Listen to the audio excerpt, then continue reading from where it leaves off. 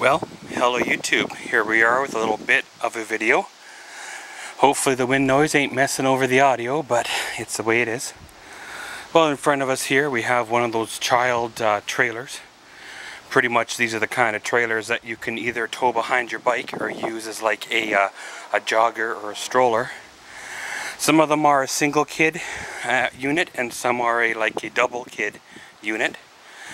Now, of course, as you see, this one here is in pretty rough shape. You probably could fix it up, you know, sew up some of the rips and stuff. But, of course, I picked this thing up really cheap years ago with the intention of what I'm going to do. And, of course, it sat over in the corner of, well, dead everything for years. Dug her on out here. Let's get her cleaned up and then, well, we'll see what happens. So, of course, it has those wonderful seed pods in it, as well as years of leaf buildup.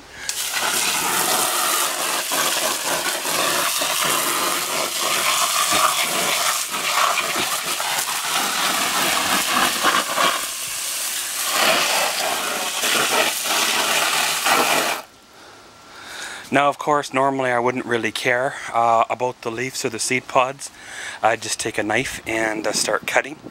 However, of course, this time around, when I do this, I want proof concept first, and then if it turns out to be a viable thing, then I'll rebuild it doing it proper. Right now, basically, I'm going to use what you see here, and then we'll take it from there. So I'll get the rest of this all cleaned up, all this leaf crap out of there, and well, away we go. Okay guys, so here we go. Got the bicycle trailer, of course, into the shop here. Just having a look at what exactly it does need.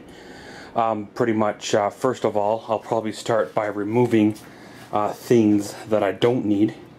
You know, for example, the child, you know, harness or whatever you want to call it, seat mechanism there. I'll probably cut away the third jogging attachment here. Just get that out of the way, you know, that way it's not flopping on down, you know, not going to be in the way and things like that. I'll probably end up removing the jogging handle, because again, this will never be used as a jogging trailer for as long as I own it. Now, of course, normally what I would do is I'd hack everything away. Take away the metal hoop frame, leaving just the rectangle square tubing of the base platform, whatever you want to call her. Then I would probably get out my welder and I would weld up something probably in here, or at least bolt anyways to the existing framework, build some kind of a box. However, of course, like I mentioned earlier in this video, this is for a specific use. I used to do the same thing years ago, and I got out of it just because of the way things changed. Now I'm going to get back into her, but I don't know if things have changed to the point where it's no longer there anymore. And I don't want to build something that's going to cost me $50–60 and not have the payback or reward for the money put in. So I'll probably just end up rednecking it, if you want to say, and then you know, kind of taking it on from there. So of course, let's start by cutting out the child's you know, restraints there, and then once that's done, then we can start basically covering in for the main compartment itself. Now, of course, by the way it looks, you probably could undo these two little plastic blocks, if you want to say, and it probably, given the way the other trailers were put together, this here bar would probably drop down, which would allow you to have access instead of cutting her. But again, the reason why I chose this here trailer was because it's the worst one that I have in my collection, and nobody's going to want to really drag their kid around in a trailer that has holes and rips and, you know, tears in it. So of course, pretty much just take your knife and well, there you go, you cut. I guess you could call that the point of no return, if you want to say, but really the point of no return was the day I bought it, because, you know, the day I bought this trailer, I already had in mind what I was going to do with it. It really didn't get you know, any worse for wear in the years you know, that I did not use the trailer.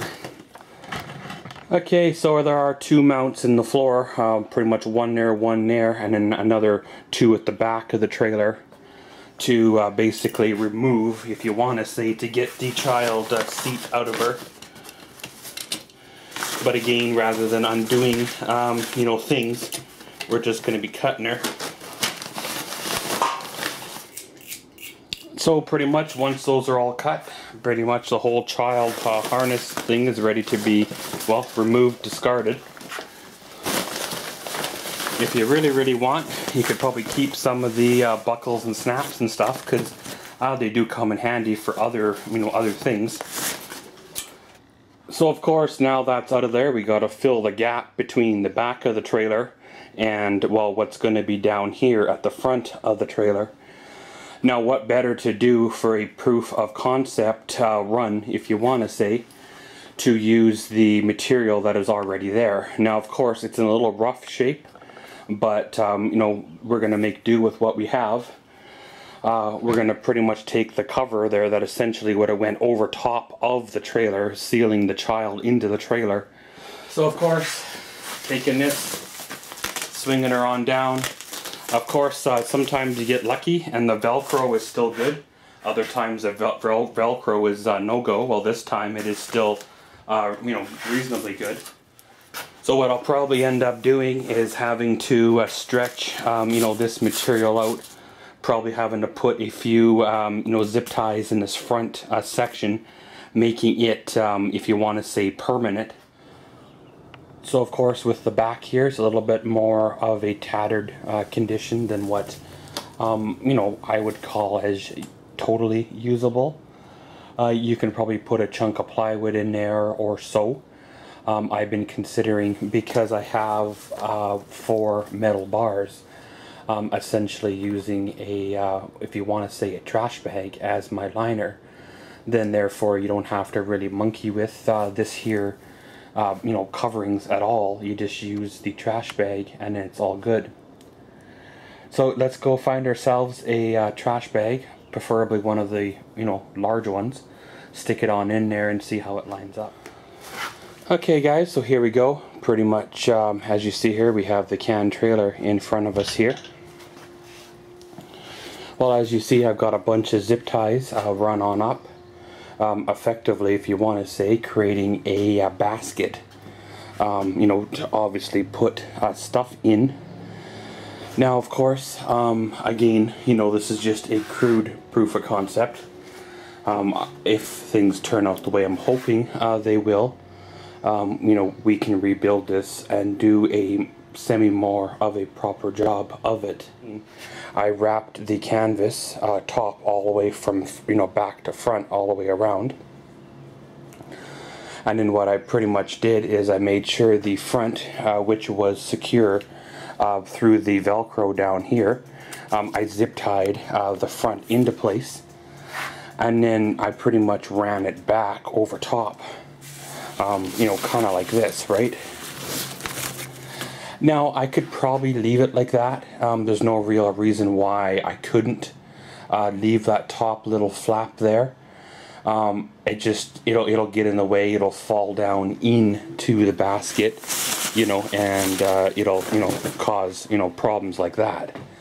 I could leave it in there. There's no real reason why to remove it, but it'd just be a lot cleaner at the other end. Then, of course, because this back piece that I had, which was, you know, that piece there was so tattered, what I did is I went back to the front, and you know how they had the flap here to keep the rain and stuff out of the kid, but still allow him to breathe. Well, I cut that, you know, plastic flap off and zip tied it to the back.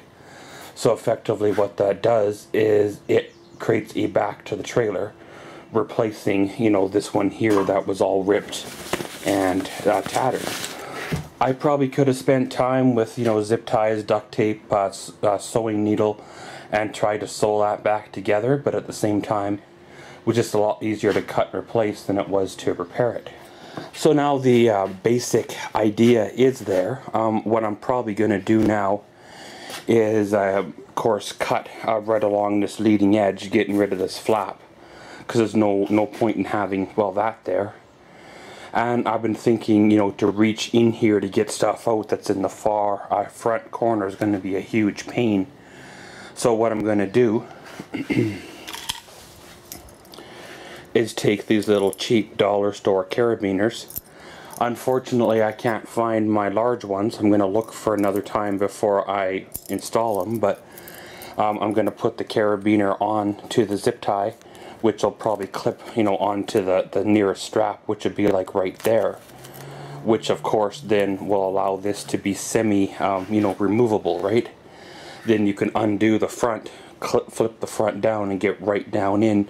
That'll work both well for cleaning as well as getting stuff in and out of. As I look around the trailer, I do see some areas that could become an issue, but again, you know, this is not a permanent solution. This is just a temporary, you know, proof of concept run. So pretty much, guys, gonna break out the old scissors again, start some cutting along there. And then once I got these installed, then we'll come back. Well, guys, there we go. Pretty much got it all. Pretty much complete about how much she's going to get for now. Of course, I did make this top section here, you know, flip downable so you can get at the bottom. I went around and tidied up all the zip ties, of course, trimmed them short. Of course, you know, in true redneck fashion, I had to throw a little bit of duct tape on her because it wouldn't be, you know, feeling right if you didn't. Of course, I did remove the jogging trailer handle because there's no point in having that on there.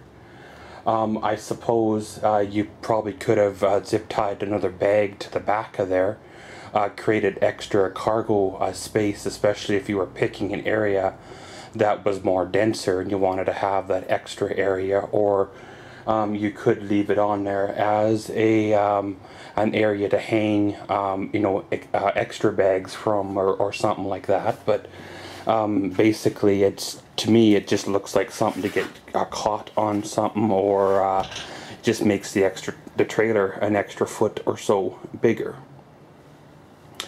But pretty much, guys, I threw some air in the tires, and well, they're holding. Got to give the trailer another once through just to make sure everything is good enough for the road. You know, checking, make sure that, you know, the main systems like the clamp is tight and the wheels are tight into the frame. But other than that, she's pretty much a good to go for the road test. So pretty much, let's strap her onto a bike, and then well, we'll take her out for a rip and we'll see if everything is still there. Well, guys, here we go. Of course, as you see there, the well, can trailer and bicycle is now outside of the garage. Of course, as you can see inside the trailer, there is some, well, items. Of course, I did go out and do a little bit of digging to see if I could find, you know, what I was looking for, and of course, they are still there. What I got there is about a bag full, and that was basically about, you know, about a half hour to a 45-minute run. Pretty much what I did is I rode straight from where I live all the way out to just one stop, you know, away, and then basically rode back. You know, I followed the same rules that I used to follow with not ripping bags open, or you know, climbing inside and, you know, making a mess or anything like that. So the proof of concept is still, you know, relevant or valid. I'm not sure which is sadder, the fact that all these years that I didn't bring anything home, they were still going into the landfill. You know, nobody ever thought to, you know, pick these, you know, or if someone did pick them for a few years and then stopped, you know, because, you know, that does happen, you know, as well, right?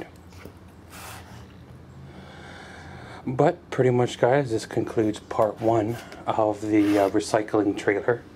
I guess you could say the proof of concept stage.